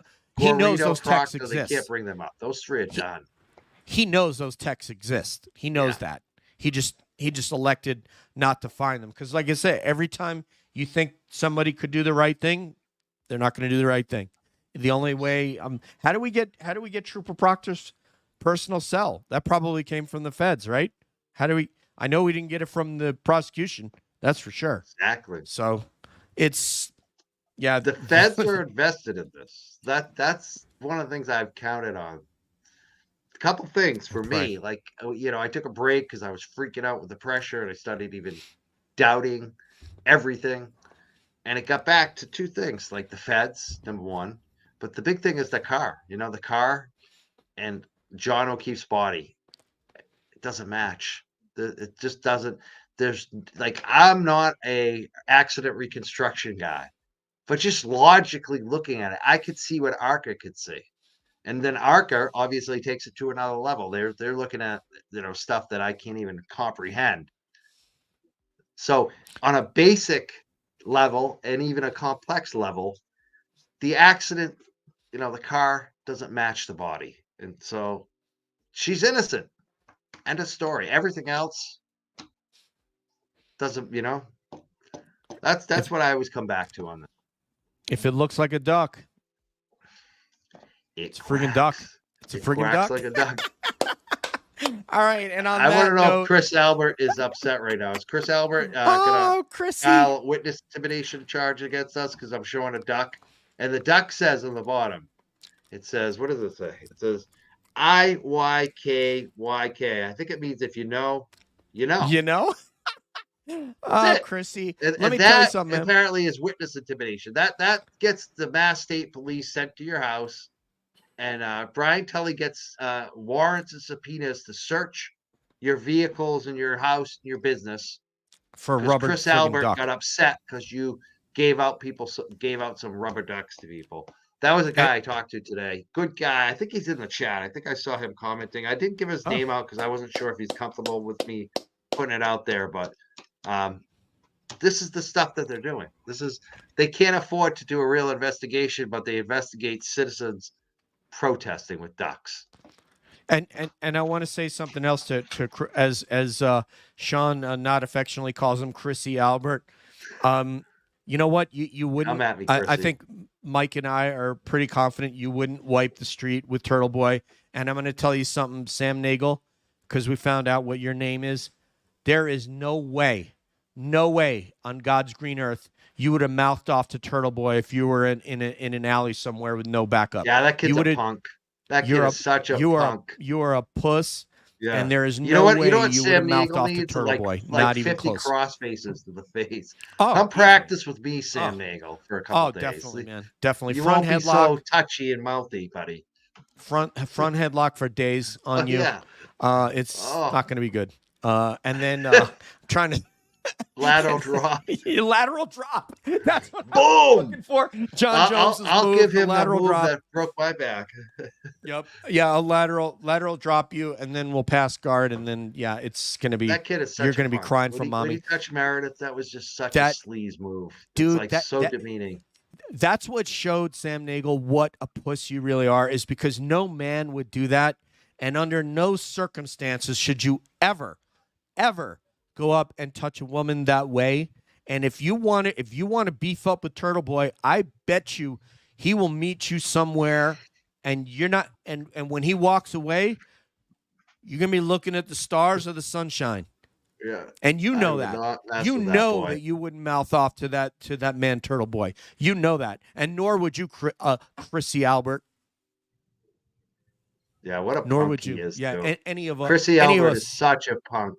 He is such a little weasel, a little man, Yeah. little Chrissy. Little Chrissy needs all those people. Yeah, I wiped the floor with you, Turtle Boy. Yeah, Drag you he's down such the a street. fake Yeah, tough guy. sure. He's Sure. such a fake tough guy. Sure. That's why, yeah. And even your fake tough guy brother. Anyway, I don't even want to get into it because I'll get into that whole We're rant. getting where fired people- up, aren't we? Yeah, they're referring to Brian Albers, an MMA fighter. I got news for you, man. He's not an MMA fighter, and he's not a boxer. Because you train MMA, like I've trained MMA, I'm not an MMA fighter. I know MMA fighters, and you are not one of them, Brian. And because you train boxing does not mean you're a boxer. Yeah, I think either. Brian Albert. You're a sucker punch guy. I think Brian Albert was a decent wrestler in high school. Like I think that I heard he wrestled. Did he wrestle? Brian Albert did. I don't think know. He did. I'm I pretty don't sure know he if he did wrestled or not. in high school. I heard he was an okay wrestler, but like me, MMA wasn't big when I was like at my peak in wrestling. I would have gone into MMA. I probably would have gone into MMA over college, actually. Like, but I'm glad. It probably saved my life not having MMA back then. I would have been drunk and fighting. Rough, man. I would have done it. I definitely, because I was crazy. But I was never an MMA fighter. That's a level that it's a whole nother, especially professionally. It's another level that just even boxing. Like I used to watch Peter McNeely box.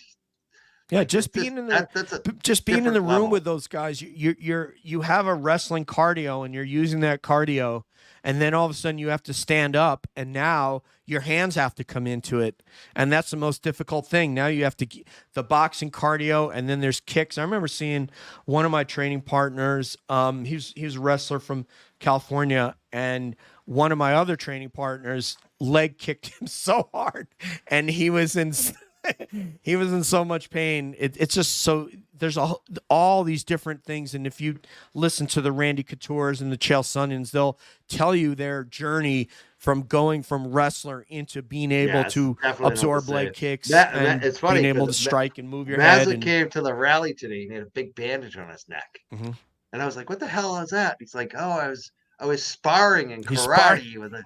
I'm like, "What? What? You got a bruise on your neck from karate?" Like, dude, oh man, have you seen Steve? Wrestling. I don't know. Have you seen? Well, GSP obviously was a very famous karate fighter who then got into wrestling and used to wrestle with the Canadian national team, and that's how he got to take down Matt Hughes, who was a 4-year wrestler for the Illini, and then Stephen Wonderboy Thompson from South Carolina. Oh my God, he is maybe the best karate fighter ever in MMA and certainly in the UFC. And man, some of the strikes that those guys can deliver. And then he also had to learn BJJ. His sister married a black belt in BJJ, so he got into that. And then obviously, Chris Weidman from Chris Weidman moved to South Carolina and really helped Wonderboy with his wrestling. So amazing. He was 57-0 in kickboxing. 57-0. Anyway, that's a run. I bet he. It is. Yeah. I bet you. It's funny because I had a little run in high school where I was like, won like 15 matches in a row, and you start like freaking out, like you're like, I'm gonna lose, I'm gonna lose. Like every week you're shitting like your streak's gonna end, and then it ends. It always ends eventually. Well, I'm going to tell you what, Mike. You're not only a great wrestler and a great content creator and a great advocate for justice, but you're a great human being. And I'm honored that you and delighted that you came on tonight. Oh, thank you so much for having me, DJ. It's been fun. It went by very quickly. It Yeah, did, man. it We could did. do a whole one on music. Mike and I can We do one on could. music. We could. You guys can tell us your favorite bands and all your Favorite stories from concerts. songs. Yeah. Yes, I got another absolutely. one. I'll go back to Go ahead. I got a Go couple more ahead. Boston acts I love. Like I said, I love Okay. Jay Giles. hmm These are Boston acts that people might know, but Morphine. Do you know about Morphine? No, that's I Oh, like the name though. they were Wow. huge for a minute, and then he died. Mark Sandman. He had a band before them called Treat Her Right, which was amazing too. But they got signed to DreamWorks. You've probably heard some of their music on the radio. They still play it. Morphine is phenomenal. I love Morphine. Another one, totally different style. Mighty Mighty Bosstones. Love them from Boston. I'll Yes, give I you another remember one. them. Yes. Yeah, Boston. And then like I'm going all the different styles here. The Cars. I like the Cars. The Oh Cars are my great. God. Oh my God. These are the They are Boston like bands. Hall Like, of Fame. They are yeah. Hall of Fame, man. Hall of Fame. And I go back to Boston. New Edition. Oh, I another like New one. Edition. I like I've New Kids on the Block too. yes, It's like I absolutely, like the man. Boston. I I like I like almost anything What from about Boston. Boston It's funny. itself? What about the I band like them. Boston? Brad Delp. He That's actually it? graduated from high school with my mom. But I So mean, they where do same. you I My mean, mom and dad. how I think. Yeah, my mom and dad went to high school with wow. him with the singer. Yeah, Brad Delp. He was amazing. I believe Danvers he High School. he unalived himself, as Nurse Kim would say. But Unfortunately. what an He's a amazing wicked nice voice. guy too. He's a Yeah, really good guy. Brad Delp was. great band, unmistakable sound. Thanks to Tom Schultz, the MIT graduate and guitar player. So we got this from Romy, and this is the last question. Romy, I want to thank you once again. You've been so generous with our show and with other people's shows, and thank you so much for the blessing. I really appreciate it. Mike, so here you go. Do you know if Jen McCobb went to Officer John O'Keefe's funeral? I've heard a few times she didn't, but I don't know if it's true. Suzanne, also Roger up in the chat if you know the answer to this one. I don't know on that. I'm sure she must have been, but I don't know. Yeah, I would assume that that for appearances she would have done that. So let me just see in the chat if anyone's there. If anyone knows she didn't, Rosemary Gallagher says no, she didn't. So yeah, it sounds like Romy that she did not go. But yeah, it's pretty disgusting the way she said, "There's a man on the lawn at 34th Avenue." And the way that how'd I do with the accent? I did pretty good. You did good. Jen's. Good, You did thank you, good. sir. I need Now, that. I love them seeing Boston bands thrown out in the chat. Someone said the Fools. I love the Fools. I booked them once for the Freedom Rally. I got an uncle that's friends with one of the Fools. Right now, my family that's the Fools is the band like my parents liked and the kids liked them. Like we all like them. They're like the Fools are great. I love them. Any of those bands from Boston, like the garage bands too. I know the Fools were a little more comedy too, but like so many like people talk about the Atlantics, I learned so much of the music from my girlfriend too, like the band she plays. I also like the hardcore, like SSD from Boston. They were great. And like Gang Green. I said Tree earlier. There's been so many good. I love Boston. I love Boston music and I love Boston too. I can't wait to land in Boston August 25th and 26th. I'm gonna be there, baby. Mike, can't wait. I hope you say hi. I Hopefully hope so, man. Hopefully you have time for your Dean College. Is it reunion time? Is that why you're here? It's homecoming, so I started like a team reunion, and then we go and have dinner at Rome Restaurant in Franklin, and then we go to the game the next day. So I'll show up Friday night, and then I'll leave Saturday night. So, all right, great. That'll be fun. Read this one, brother, right here. Which one? I heard it's on the screen. pizza Yeah. every time the Canton Police Department would do drug bust or pulling a car over with drugs. The D&E would sell for money at the back door. That's why Chris didn't want employees parking it back. Wow. I mean, That I'm gonna is. say that's a rumor. I'm It's going to a say rumor. that. I've heard all kinds of stuff about that. I can't confirm anything. If anyone really has information on that, I would love to speak to if anybody out there like actually bought drugs from them. Like hit me up. Like that's what we need. We need if this stuff is true, we need like to confirm it. Like I hear And this if any, stuff all the time, but I haven't seen any real confirmation of it. We need real confirmation to go on that stuff. yeah, we need more than one source. And so if anybody hits me up, I'm going to direct you to Mike so he can report it because he's an actual Yeah. journalist. I love 80s music too. I think I like the 90s the best, but I like the 80s too.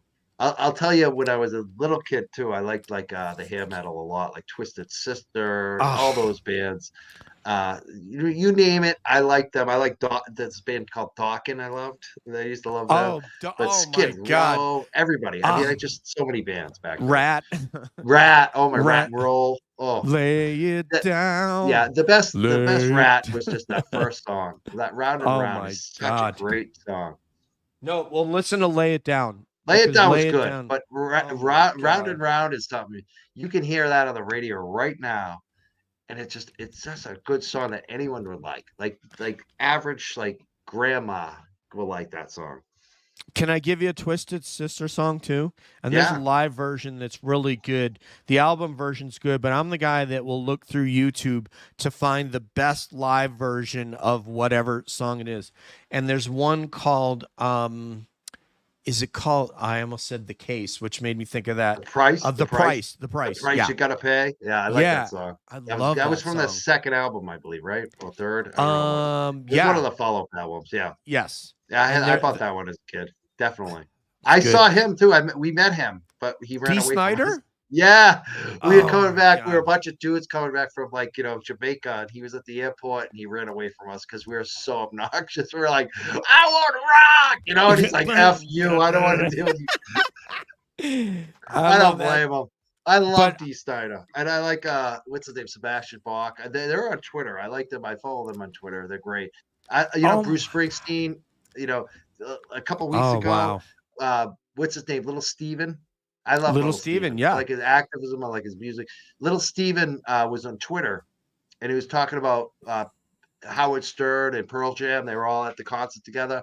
And I responded. I said, "How was the show?" And next thing you know, Little Steven retweeted and told me how his Pearl Jam show was. And I was just Oh like, wow. this is Wow. just amazing. Like I am like so like Yeah, Little Steve, Miami Steve Van Zant. yeah. I That's everyone's like, huge, man. "Oh, yo, Yeah. Silvio." I'm like, no. I like his radio show. I mean, I like that show, but for me, it's about the rock and roll before the TV Yeah. show. I heard him interviewed about his relationship with Bruce Springsteen. You're talking about like a 50-year friendship. Yeah. Here you How do go, you keep Julie. that together too? They've had their ups and downs. It just shows you, the type of people they are. Yeah, no, absolutely. And I got another one. You guys keep coming up with so much stuff that is prescient that we can't end the show. When is your next question, Mike? Excuse me. When's your next show, Mike? I have no idea. That's the thing. Like, I keep saying I'm going to take a break, and then I have something else I have to do at another show.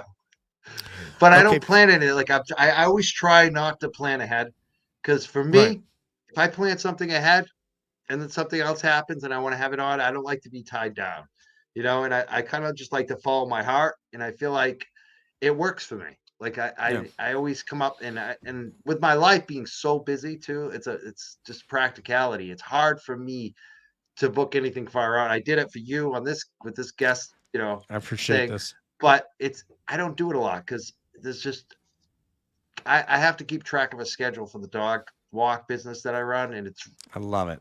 So it's hard. So I never know when I'm doing on the show. Probably Sunday, Monday, Tuesday. We'll see. But next the week best thing, sometime. follow us on the Young Jurks. We're on Twitter. We're on Facebook. We're on YouTube at the Young Jurks. Follow us and subscribe. And just check it every day. If I haven't done a show in a day or two, I'm probably gonna have a show that night. Okay, here it is. You can subscribe to the Young Jurks here. All of Mike's stuff will be in the show notes when this comes out on podcast, so you can expect to see all of that. Because I have a guest on, I want everybody to be, if they don't know, I mean, obviously Mike's easy to find and he's popular, Yeah. but there are guests who aren't as well known and aren't on all these different platforms. So I'll always put them in the show notes so people can click on that link and go right to their stuff, or at least copy and paste. So, And I want to thank you too, because I did stream it on our YouTube. I love that when you have me on the show. You let me so I have content for Absolutely. my stream too.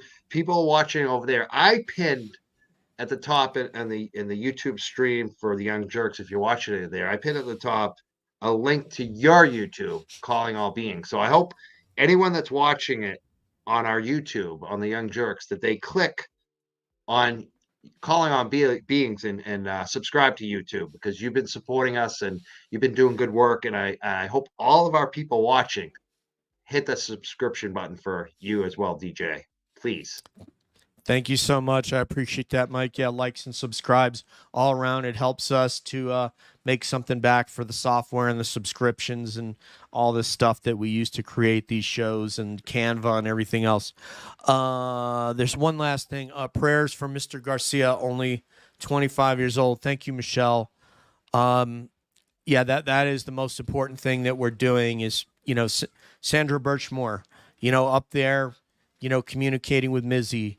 John O'Keefe, who we lost in this absurd thing that he could have been saved by Brian Albert, the quote first responder, these criminals that are wearing uniforms pretending to be police officers that we love and respect and need. And then we've got a bunch of criminals in these towns and in Canton and the Mass State Police, and they're the exception. They're not the rule, but unfortunately they have.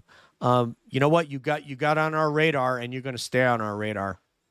I hope the Garcia family. I really feel bad for them. They were quoted in some news stories that already came out with NBC 10 and some other Spanish-speaking networks. I hope they continue to do press. I think they really should consider doing some of these YouTube shows, whether it's Turtle Boy, Sean McDonough, Calling All Beings, my show, The Young Jurks, Nurse Kim. There's so many platforms. Mm-hmm. They should definitely do some of these shows, because I think that they need to go out and tell us who. They don't have to tell us all the details on what happened to their son, to their brother, but they should come and tell us who he was, because we're all interested in this, and I know they're grieving. And I know that they're going to find a huge community of people who love them and want to support them.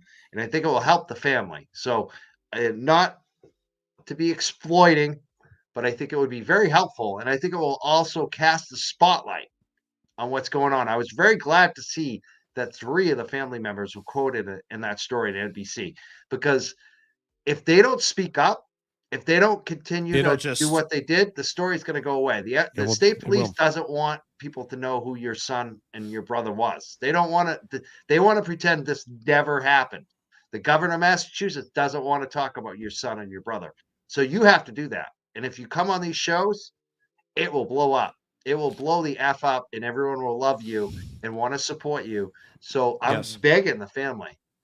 If you want any advice, go do a show. I don't care if it's my show. It would be great if you pick mine. Dude, but you pick whoever you feel most comfortable with. Yeah. You might feel like you feel most comfortable with Nurse Kim or Sean McDonough or Turtle Boy. We all connect with different people. So pick a show and go do it. I don't even care if your lawyer's telling you not to. Tell your lawyer you're doing the show. And even if you just talk about who he was and what he meant to you, you don't have to talk about the details. If the lawyers don't want you to talk about that, okay. But come out and tell us who he was, because so that we can this is awful. So that we can add them to these rallies that Mike and all these folks are leading, and there's websites now, and so that we can add officer or trainee cadet Garcia to this. So yeah, please contact us, and thank you, Mike, for solidifying that, and all of it. Well, first of all, we have Suzanne, in the chat, all of you investigators out there, see what you can find out about this, because we know that you will find out what happened. And by the way, in terms of what's coming up next, we are planning on potentially having Suzanne and JFK on Tuesday of this coming week, if we can put that together. Suzanne is the basically vice president, if you will, along with Mizzy, of the Justice for Sandra Birchmore organization, and she's an amazing human being, very, very passionate about this in the way that Mizzy is. So I hope we're going to be on Tuesday night for that. And Mike, you just going to have to wait and see, okay? So on behalf of Mike Crawford, this is DJ saying peace out, one love. We'll see you down the road.